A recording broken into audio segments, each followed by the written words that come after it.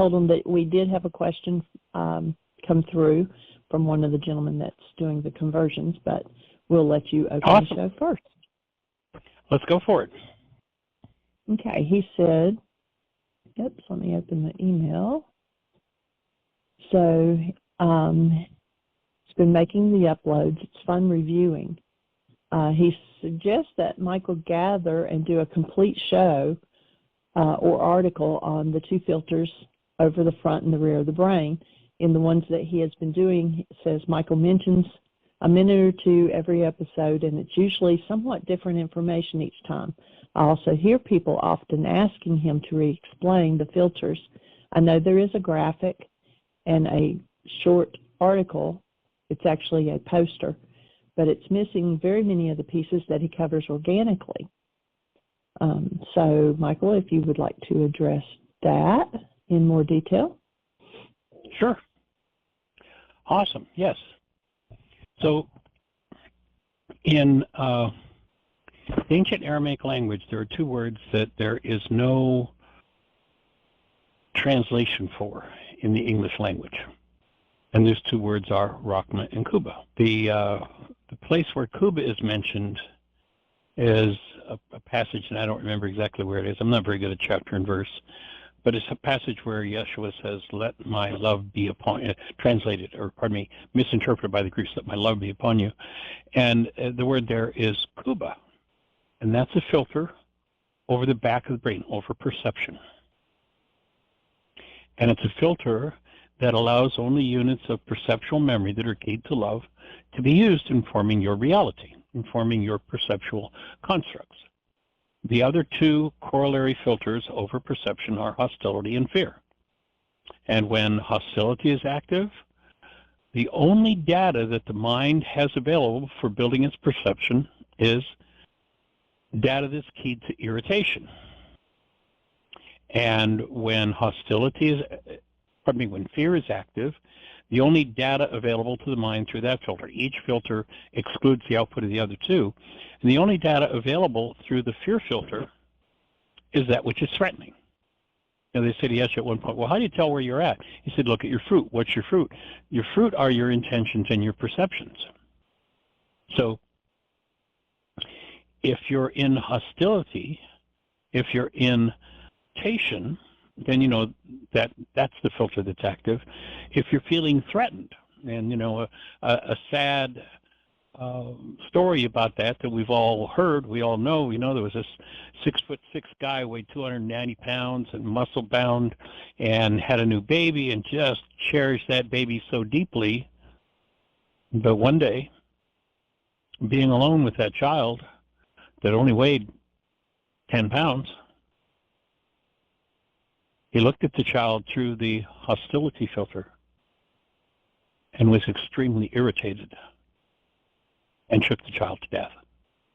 Shaken baby syndrome. That's how that happens. A person who would never even imagine doing such a thing. But if that filter is active, the only data available, it's like it excludes the output of the other two filters. The only data available is that which shows something threatening about your object of attention. And so that's the portion of the filters over the back of the brain, where Khooba is the filter that allows data keyed to love to be available, hostility and fear are the other two. That's the back of the brain. But primary to that, first and foremost, where perception, the driven part of perception begins, is in our intentions. Now, you have to be aware that intentions are not the end of the process, nor the key part of the process, but they're an important part of the process of perception. A lot of people talk about the power of intention, and that's what is being filtered by Rakhma, frontal lobes of the brain where intentions are stored. 3 filters, similar to the filters in the back of the brain, only this time there's Rakhma, hostility and fear. When hostility is the active filter over intentions, then a person's intentions are negative.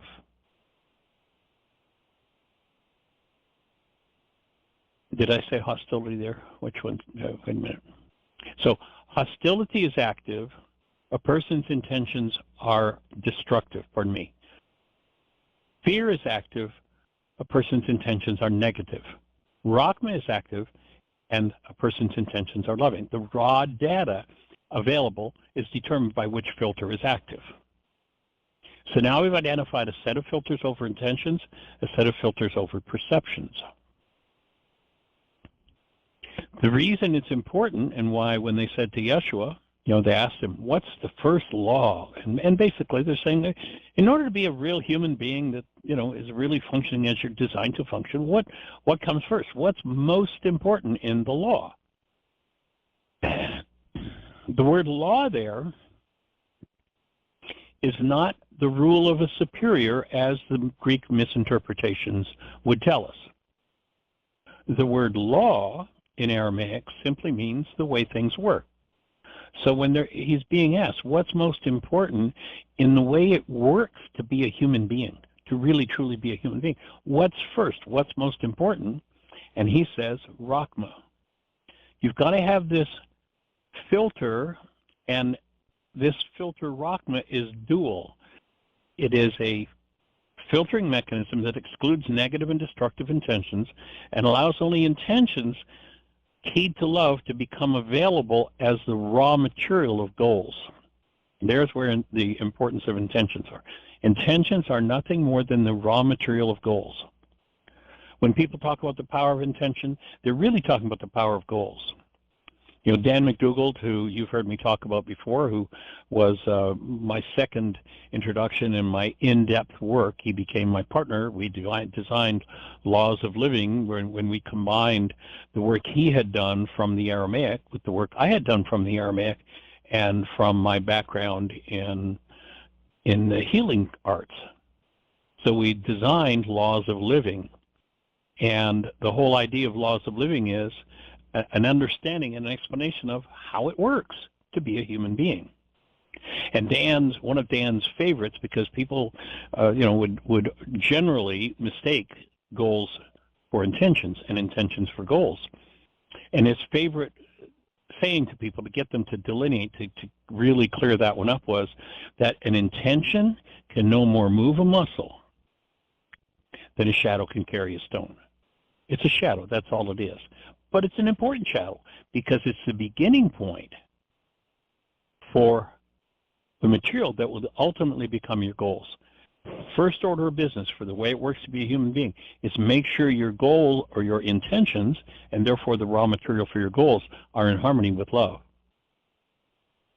The secondary aspect of Rakhma is that Rakhma is a gateway through which the created human being, love, enters the human form.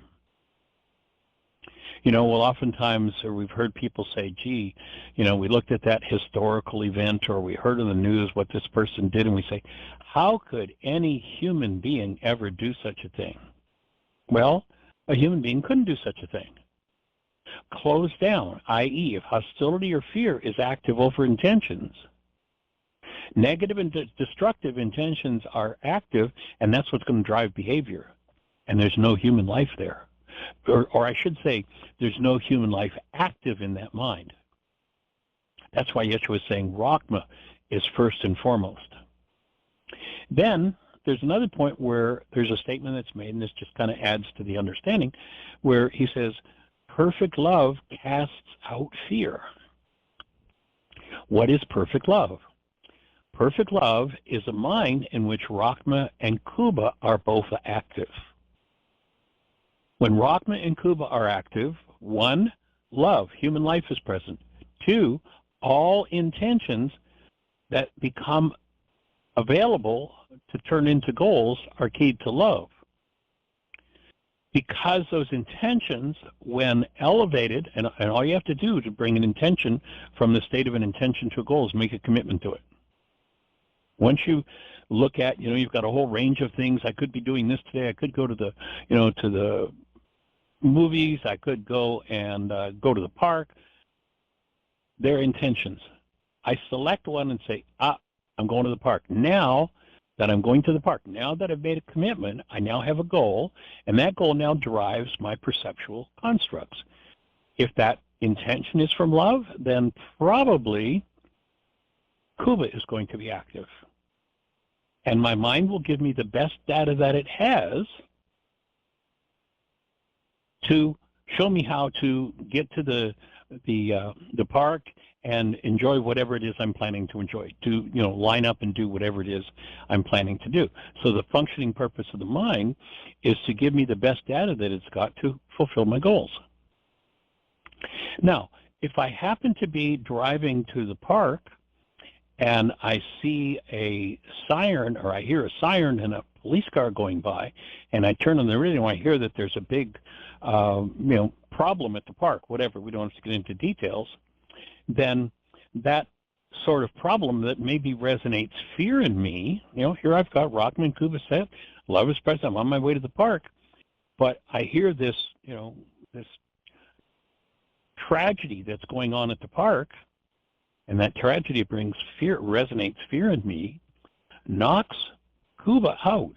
Khooba is knocked out, Rakhma will not be far behind, unless one is really conscious and restores that perceptual love. So the two filters are interconnected, interrelated, and interdependent. It's kind of that old song, you can't have one without the other. And so if everything's in line for love and there's something in me based in some form of hostility or fear, that when I'm doing the behaviors to bring about a particular result, this hostility comes out, that's my opportunity to go, oh, my mind is telling me that it has some corrupt data. I'm feeling irritated by this. Gee, I wanted to go to the park, and here these people have done this terrible thing, and now I can't go to the park, and I'm irritated. I can talk about how they irritated me, look at that situation, how it's such a problem, or I can stop and I can actually grow up into an adult, take responsibility and go, oh, my plan was to go to the park, and now I'm all in agitation and irritation. Here's my opportunity to learn forgiveness, to forgive this energy that knocked Khooba out of activity, that in turn knocked Rakhma out of activity. Here's my opportunity to forgive that data, to forgive that energy in me, remove it, restore Rakhma and Khooba, and go back to physiologically experiencing the active presence of love throughout my structure. And making choices, because unless that gateway is open and the human created essence is active, that's where choice lies. The only thing that's available to someone if that gateway isn't open and the human being is not available, the only thing that will happen is decisions. And decisions are repeating energetic patterns that are just kind of like automatic pilot. If I say don't think about the color of your car, what happens? If I've got an audience in front of me, I have done this, of course, 100 times, and I ask that question, and several people put up their hand and say, I'll say, what are you going to do here? What's the deal happening in your mind right now? What are you thinking about?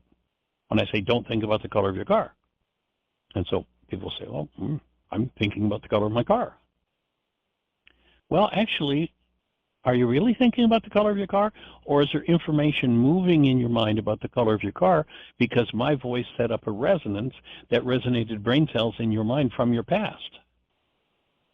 So when you say, red, in response to my statement, don't think about the color of your car, and I ask you then what you're quote-unquote thinking about, it's not a thinking process at all. It's just a resonance process. And when your mind had brain cells for, your car is red, and what shot up was, now I'm quote-unquote thinking about my red car. What has happened is information in my mind has gone on automatic pilot, resonance from my voice to your brain cells, and red comes up. It's not a choice at all. That's just a decision. And the mind is a decision-making machine. It will go from decision to decision. You can watch people who live in that realm.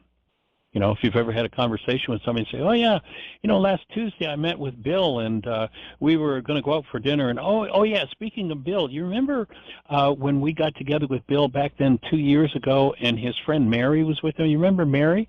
Yeah, well, you know, I was talking to Mary last night. Oh, yeah, and speaking of Mary, did you know that she got divorced? And, you know, decision, all that's happening is brain cells firing, and going through whatever data there is in the mind. That's not human life.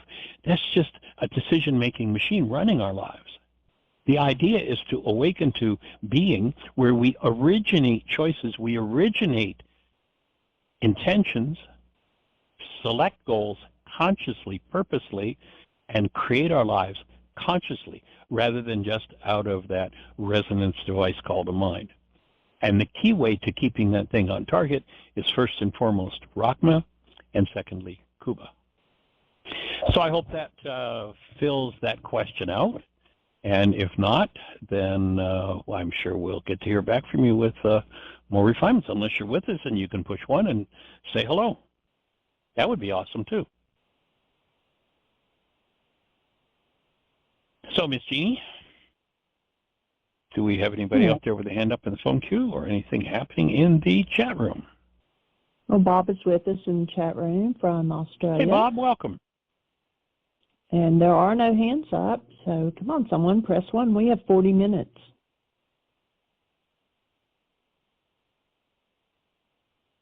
Well, then let's go on with our conversation from yesterday. And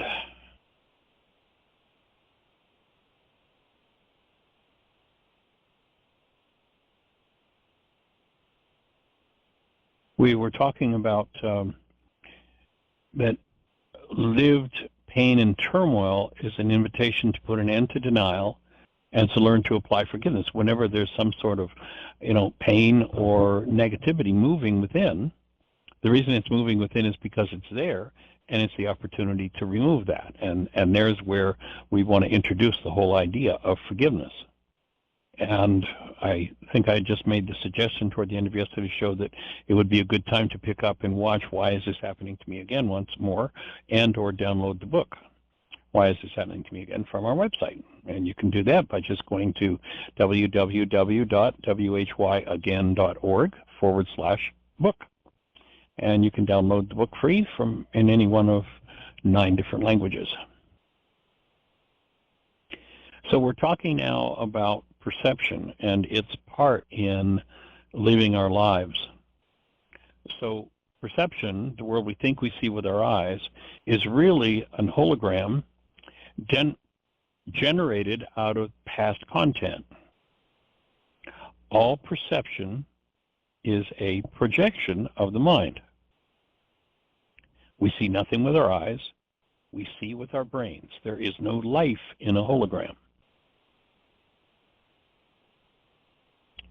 So the world has taught us that we have this set of windows we look out of. You know, here we are inside this head, and we're looking out through these windows of what's going on in the world.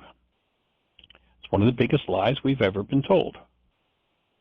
The eye is an energetic device. It's quite literally an antenna that works in the realm of visible light. And like any other antenna, it receives, or energy enters into it, but you can't see out of it. We've been fooled. Do a search for Anil, A-N-I-L, Seth, S-E-T-H.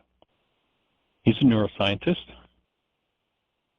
and he explains how this construct in the mind comes to be, how it is structured, and that it is the brain that generates the images of the world we think we see out there. We are not receiving, or pardon me, we are not looking out through our eyes. You know, thinking that you can look out through your antenna called the eye is about as silly as thinking you can cut the wires on the back of your TV set and look through the wires and look out through the antenna and see what's happening in the neighborhood. I mean, it's just silly, but it comes from a world of ignorance where we have not understood what's really going on. So here's a quote from Anil Seth. He says, "Perception is a mental construct generated by the mind, body, nervous system. The whole world we think we see is an hallucination unique to each person. When we agree on our shared hallucinations, we call it reality. Now, in this work, the way we've chosen to use the word reality is that reality, we understand, is a construct of the mind. I have one, you have one. Everybody's got a mind, has got a reality for everything that happens in their world. Different people were at an accident. You went to court, and you heard all 6 people testify, and you wondered if any 2 of them were at the same accident. How could their descriptions be so different? Well, externally, they were all at the same accident. But no 2 of them, in terms of perceptual constructs of their minds, experienced the same accident, because the accident triggered different brain cells in each person. Unless you had someone who had identical brain cells to another person, their realities, the constructs of their mind, are going to be different. So again, we're defining in this work reality as the output of the mind and actuality as what's really truly going on. The CIA did some research on how the mind operates and how perception operates. It was called The Study of Human Intelligence. There's a link on our website. You can download the whole book from our website. After, and God knows how many millions of dollars they spent in this research. And the whole idea of the research was to get to understanding how to have the best intelligence they could get from their intelligence agents. So here, quote, is what the CIA said about perception. Perception is demonstrably an active rather than a passive process. It constructs rather than records reality. People construct their own version of reality. That's a quote, word for word, from an in-depth study on human intelligence by the CIA. So once we start to understand that the constructs of our mind are just constructs of our mind, then you get to understand that there are qualities of constructs. You know, it's like building a building. You know, we're here in Bristol, Virginia, and they were putting up a new Holiday Inn hotel downtown here in Bristol. Big, you know, pretty good-sized hotel. And I don't remember exactly how far into it. They were maybe 6 or 8 months into the constructing of the hotel, and the whole center part of the hotel collapsed. That building, that was about 5 years ago. That building is still standing here. It's like a purple elephant. They used, you know, purple board. What's kind of whatever the construction material was. It's a purple colored board that they used, and that thing is still sitting there today. Poor construct. Perception. We're functioning. You know, there's some Harvard research we've talked about that says that in a time frame where 10,000 brain cells are firing, the max amount of data that goes into conscious awareness is 9 bits of data. And the actual lab stats were 7 plus or minus 2. So perception, according to that measurement, was made up of a max of 9 bits of data and as little as 5 bits of data. The person who's working on 5 bits of data, we would say that person is kind of slow, probably mentally deficient. The person who's working on 9 bits of data is a genius, unless the data they're working with is corrupt. In other words, if hostility or fear is moving in the system, then it's corrupt data, and the most brilliant person can do the most insane, inane things if they're working from corrupt data. So your mind, based on the content resonated by experiences, literally constructs the world you see. So reality, again, we're defining perception, the individual's perception as the individual's reality. And it's a game we actually, that Ari and I play a lot, is we'll look at a particular thing and I'll say what my reality is, and she'll say what hers is, and then we'll go on and we'll look at, how many different realities can we come up with for that? Recognizing that if hostility or fear is active in us, that construct is of a poor quality, and we want to be careful about accepting as truth what it says. So if we've got a high-quality, accurate picture or a poor-quality, deceptive projection, we're either going to be flying high or in deep trouble. Hostility and fear are the markers that tell us that the construct of the mind is a poor quality. It's based in corrupt data. The experience of the presence of love in one's physiology indicates that the mind is on track. Only a mind that is fueled properly tells the truth. When using corrupt data, the mind massages its unconscious content into pictures that appear to be of external things, and those pictures are always first and foremost reflections of the content of that particular mind. If Rakhma and Khooba are set, then the content is going to tend to be of high quality. The reality is going to tend to be relatively accurate about the world of actuality. In terms of that research we talked about from Harvard, 10,000 brain cells are firing. 9 bits of data form a person's reality. It's been estimated in that same time frame that there are perhaps 20 trillion bits of data in the actuality, in what's actually out there at any given moment.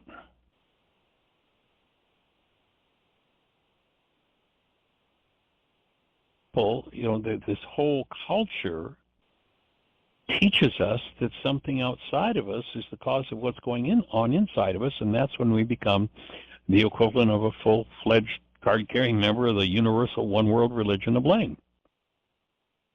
All perception, the world we think we see, is made up by us, and those perceptions, including sensations in the body, are autobiographical. They're always telling us first and foremost about us, whatever the mind has massaged it into looking like.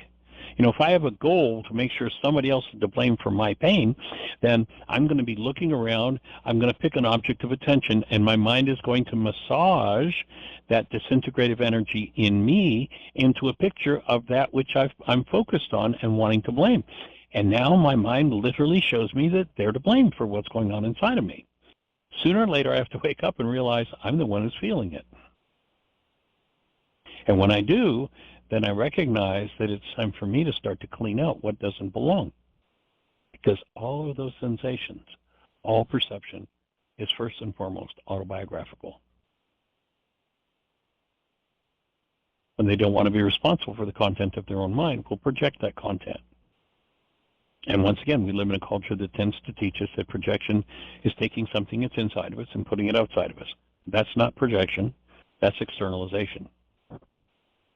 Projection is the act of taking content in my mind and massaging it into pictures about you. When I construct a picture that I think is you out of the content in my mind, I'm now projecting. So it's the act, projection is the act of building realities out of resonated internal content and pretending that that hologram, the resultant hologram, the picture that I see, the world that I see that I think is actually out there, isn't. That image is actually a reflection of the content of my own mind. Another really excellent video to jump on and watch, with this idea in mind, if you go to our YouTube channel, and you can do that by going to our website, whyagain.org, and on the right-hand side of the page, you'll see the social media links, and hit the YouTube channel. That'll take you right to it. Or if you're just on YouTube, you can type in Michael Ryce, M-I-C-H-A-E-L-R-Y-C-E, and look in the list for a video entitled, What is the World?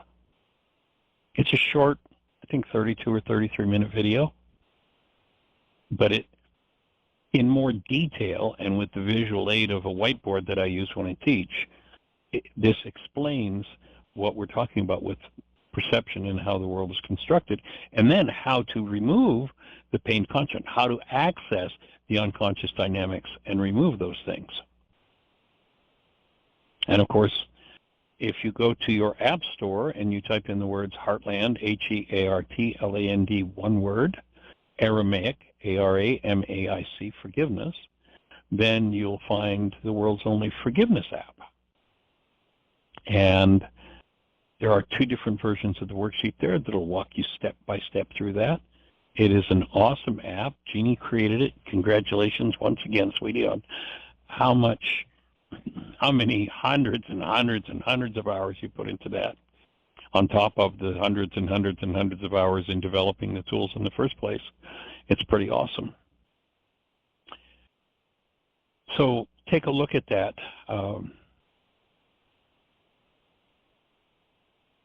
In your app store, download it. It's free, very private app. And of course, if you've got questions, this is the place for them. Call-in number is 563-999-3581. And if you have a question for us, dial that number. If you're listening on one of those stations where we can't see you, dial that number and you'll be listening to the show directly. Press 1 on your phone. That'll raise a hand in the control panel. And Jeannie will know that you want to talk to us.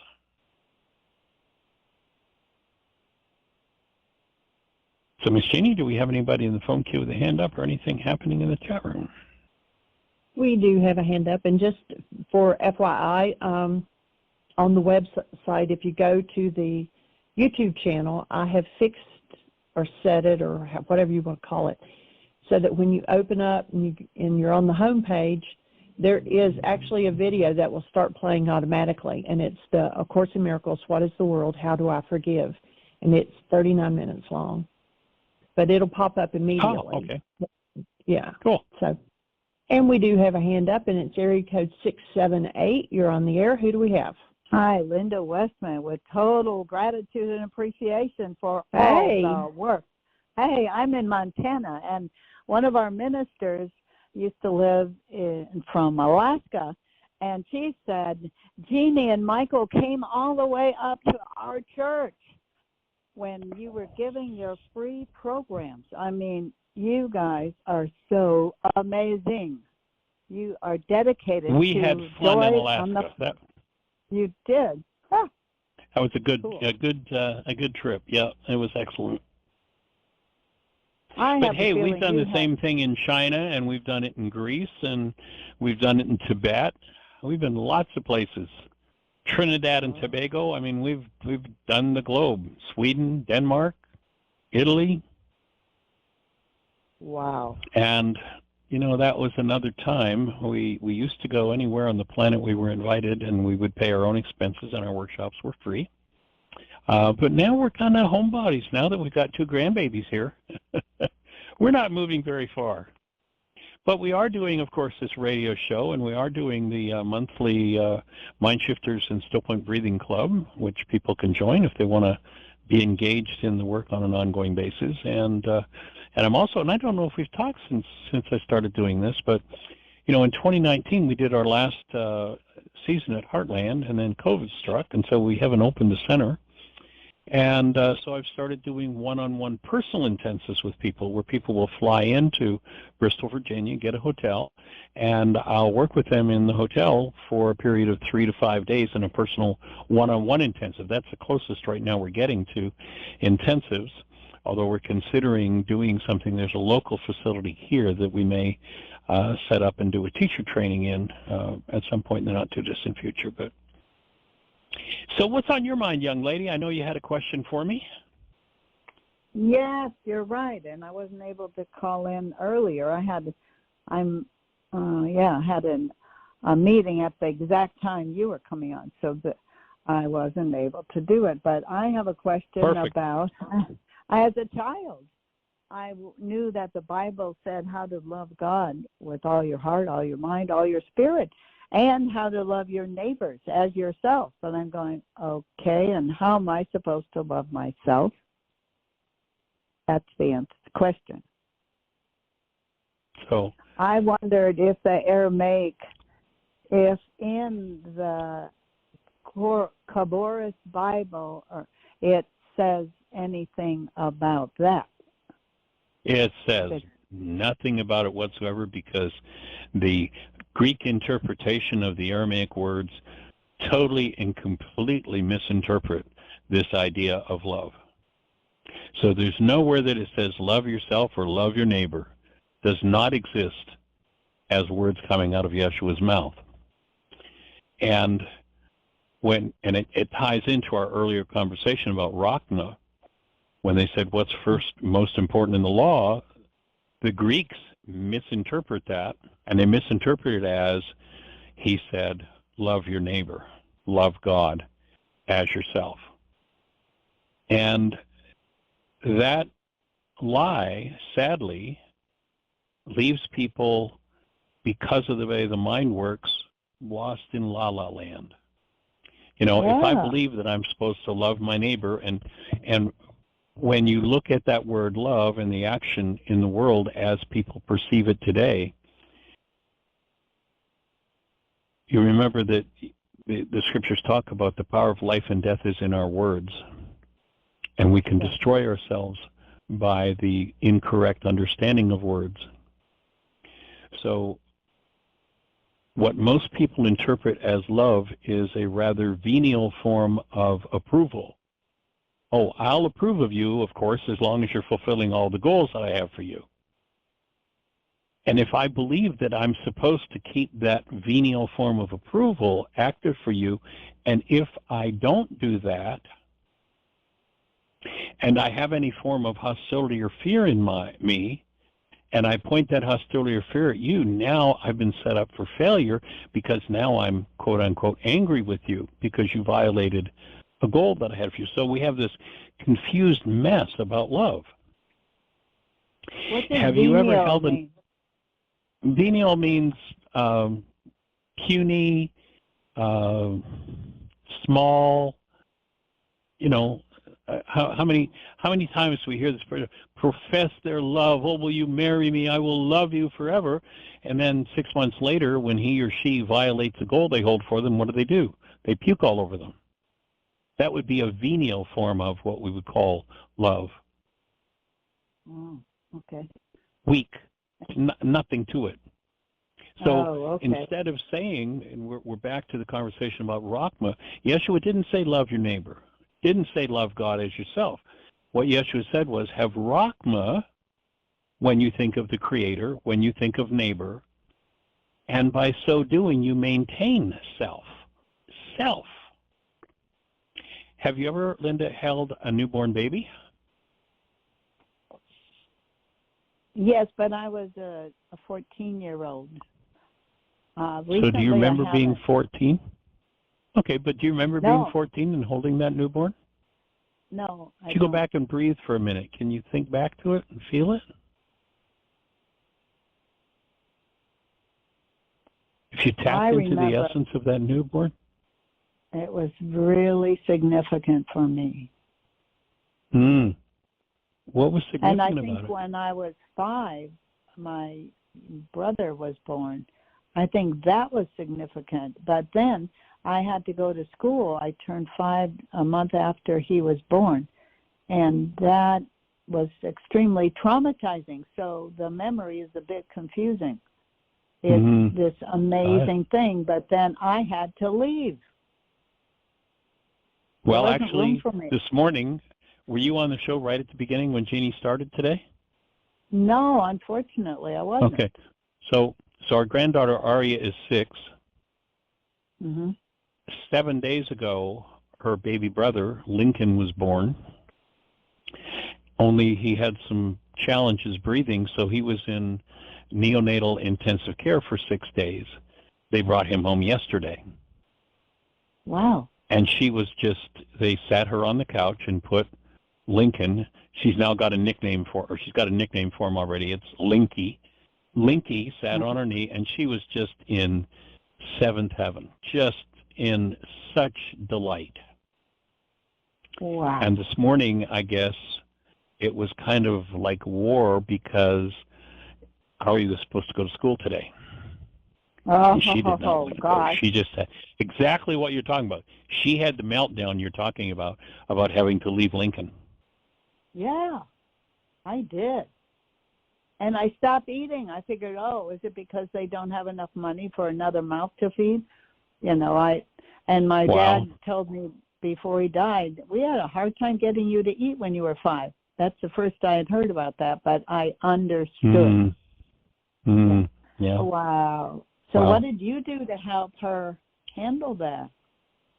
Well, actually, we weren't there. That was Mom and Dad. We had her all week while Lincoln was in the hospital, and her mom and dad were spending most of their time at the hospital. So we took her home yesterday afternoon, and that's when she first met Lincoln. She wasn't able to meet him because he was in NIC, neonatal intensive care and for that 6 days. And school wasn't operating last week when she was with you? Well, we had her. She was in school. But then after school, she can't, we'd pick her up from school, and she spent the night with us through the week. And they actually, because he was coming home yesterday, they took her out of school yesterday. So she was there a week, or the day before yesterday. We brought her home, and so there she is with Lincoln on her knee, just in delight. But when they got her up this morning and, forced her to go to school, because that's what you have to do, quote unquote, no. She went through that whole thing. But think back to what was significant about that. And my offering is, if you don't have the remembrance of it, I'll tell you one of the most significant experiences of my life. And that was when my 2 children were born. We birthed them at home ourselves, and I got to catch them. And with my daughter particularly, when her head delivered into my hands, she opened her eyes. Now, they tell us medically that a child can't focus their eyes for the first several days, or a newborn. Krista Joy totally, completely locked, full laser focus into my eyes and grinned. And that sent me into a space of love that was so profound and so powerful, I could not think a thought. I actually, I had a classroom in Atlanta at the time she was born. I had a classroom in my home, and it was a Friday afternoon. It was 3:40 in the afternoon when we realized that my wife was in labor, and at 4:40, Ari was delivering into my hands. At 7 o'clock, people arrived at my door to be in a classroom for the weekend. Right. Oh, my gosh. That must have been one powerful class. Woo! Well, I'll tell you, what happened was when I greeted everybody with this baby in my arms and told them that she was born just 2 hours ago, they were like, no, that couldn't be. Yeah, she was born at 4:40 at 7 o'clock. But I went down to the classroom to teach, and I was not capable of thinking a thought. I was in such an altered state from the experience of the presence of her as love. And that, my offering would be, is what...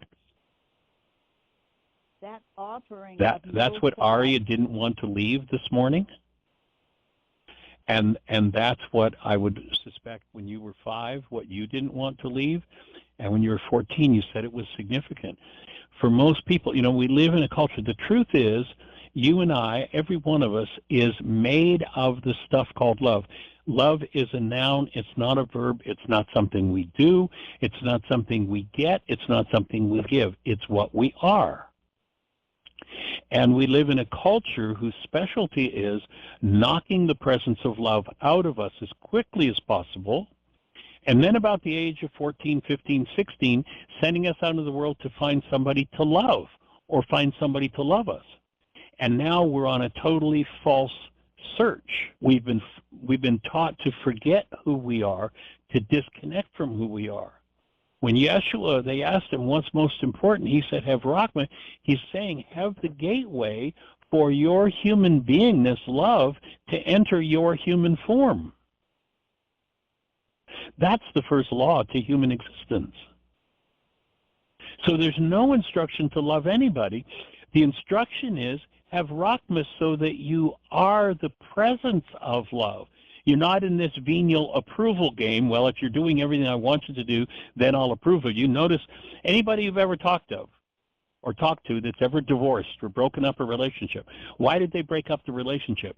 Because the person they were in relationship with was violating goals that they held for them.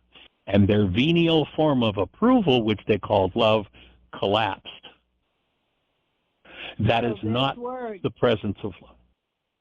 And I have difficulty since I don't, you know, the Rakhma, I've been in your classes talking about Rakhma when you have it, but because it's a new word that people aren't accustomed to, I'm thinking, can't we just say that we all are love? Why do we have to have something in order to be love? Why can't we just be who we are? We just are love. Why do we have to think about something else called Rakhma? Well, here would be my input. Let's imagine that I want to drive a car. I'm going to have to know something about how to drive a car, right? So how do I drive my Rakhma? Well, hold on. I'm going to need to know. Oh, well, take a breath, back up. Go with me with my metaphor for a minute. Stay with me. Okay. In order to drive the car, one, I have to know something about driving cars, and two, I have to get in the car and drive it. I'm going to have to know something about it. Our culture is so far away because, again, it specializes with children in knocking the awareness of themselves as the presence of love. I mean, let's go to the place where everybody knows that it's about Jesus and God and love. And what is the child going to be told? You're a sinner, and if you don't do what I tell you to do, you're going to hell. That's how you knock the love out of somebody. That's how you knock the awareness of who these tender children are as human beings out of them. And so in order to restore, in order to get back to who we are, there's got to be some understanding of it, some way to do it. Now, once you understand it, function is love. That's it. It's that simple. Well, but if you don't know how your own mind, if you come from a bloodline that is in hostility or fear, you're going to have to know something about restoring your mind to love before you're going to be able to give up that pattern of hostility and fear. And that's the work of Yeshua, is the tools for restoring ourselves to the awareness and the function as the presence of love.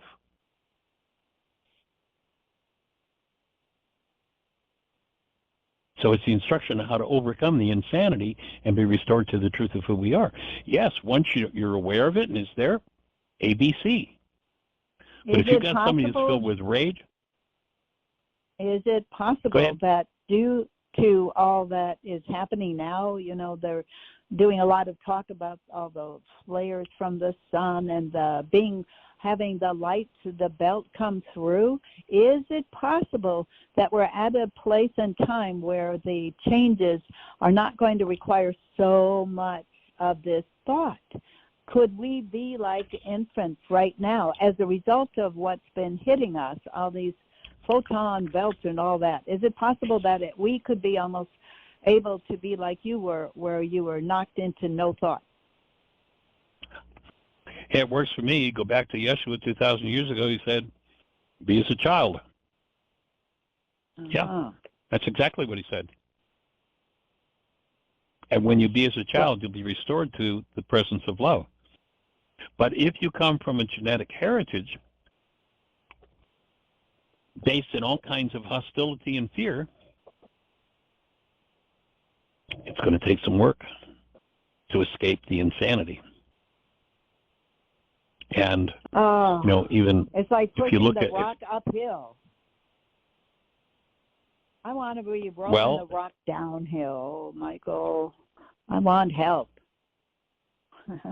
And you have given it. You've got, all of the videos you just mentioned. I tuned in time to hear about the video that you shared. So, and Tim, I tuned in too early, but I wasn't able to listen to yours. So anyway, he said about a bunch of videos. But what is the world? Sounds like a really good starting place.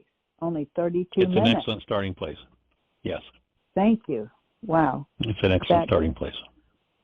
Fabulous. Thank you so much for your support and your continuous dedication to helping us restore our own patterns to this love and be like a child.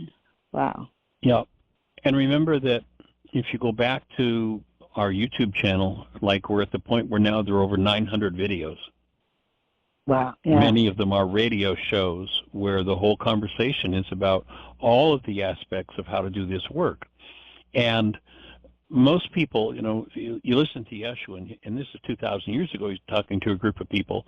How much further away do you suppose people are now after 2,000 years of what's gone on in the last 2,000 years, the craziness, the insanity, the wars? There's some miracles happening. People are being kicked in the butt, and they will be even more. Yeah. It's time. Yes. Thank you. Thank you. So he says, you tell me you've done these miracles in my name, and you've fed the poor, and you've done this and you've done that, but you haven't done the inner work. He says, why do you call me Lord, Lord, and don't do what I told you to do? There's a work to be done. There's a work to be done to be restored. And what tends to happen is we hear it, and then the mind comes in with all of its garbage, and it gets lost. And then we hear it again, and the mind comes in with its garbage, and we get lost. And at some point we go, okay, I got it. What I need to do is stay on track and do my work every day. That's in essence what he's saying. Why do you call me Lord, Lord, but you don't do what I told you to do? And of course, many in the preacher world will tell you, well, there's nothing you can do anyway because you're just a worthless sinner. No, God's done it all for us. He died, so it's been done. It should be fine now, right? According to that thought? Actually, he lived. Right. Actually, what he did is he went through the worst that a human could think about going through, and he came out the other side unscathed and said, do you get it yet? Uh-huh. It wasn't about crucifixion. It wasn't about suffering. It wasn't about pain.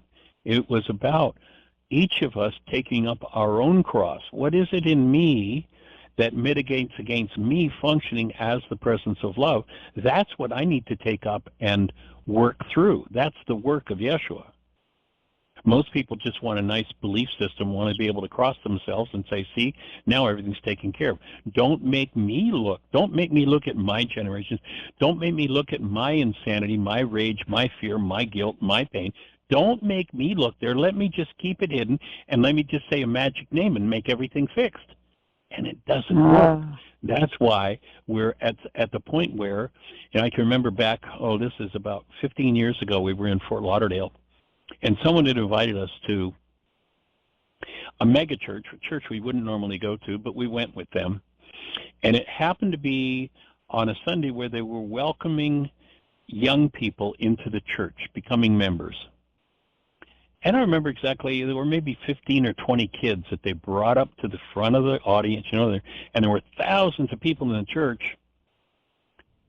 And they said, so these kids are now being accepted, are coming in and being accepted as members of our church. And guess what every child had to do in order to become a member of the church? They had to deny who they were as created love and tell the whole audience that they were sinners. They had to proclaim their identity as sinners. That's how deeply this culture knocks the awareness of the presence of love out of us. And that's why tools are needed and understanding is needed to reverse that and to step back into the truth of who we are as created love. Yeah, it's intense. It's everywhere. And words are key. If you read the writings of who am I thinking of? Communist writer. The power, Yeshua speaking of the power of words, and he says all you have to do to change to destroy a culture is change the meaning of its words. Yeah. Lenin says just change the meaning of words and you destroy the culture. And so love has been turned into how many crazy things, sexual athletics, putting your head on the chopping block and suffering for somebody. Now you've proved you love them. Suffering, death. No, it's the active presence of love that we're looking to restore. And the mind can misinterpret all the way down the line. That's why accurate tools are needed and accurate understanding is needed. And then to pick up, he says, take up your cross. He's saying you have to do your work on a daily basis if you're going to maintain this. That's just what it takes. Okay. That's the key. I got it. And Jeannie just sent pictures of your beautiful babies together, so I will be able to feel that love, see that love right now. Yeah, tune Jeannie. into it, yeah. Yeah, I will. Extend it in her direction. And send, all right, on a daily basis. Well, it would be, it would be really sweet, Linda, with the fact that you remember being forced to go to school and having to leave your brother, in particular with your conscious awareness. Yeah, when somebody, well, that's what she did. I don't remember that. That's what she did this morning. That happened this morning to her. We got that report from her mom and dad this morning. I really feel for her. So please tap into the presence of love and extend it in her direction. That will be an extra boost in her healing with the fact that that's been in your experience, and it will probably reach into another part of your own unconscious and bring a deeper level of healing for you. Yeah, and I didn't Interesting you brought that up. Yeah, well, somebody was working with me and something in my body, and he said something about 5 years old. And instantly I broke out in this real young child type of crying. I did not remember it at all, but I experienced that when I was 50 or 40. Yeah, so I directly experienced it. I know what she's feeling. So, yes, I will be very, very happy and blessed to send her the love that I understand now. Thank you so much. Big hug to you guys. All right, dear heart. Lots of love and blessings, and everybody, create the best year yet of your eternal life. It's an awesome gift to give the world.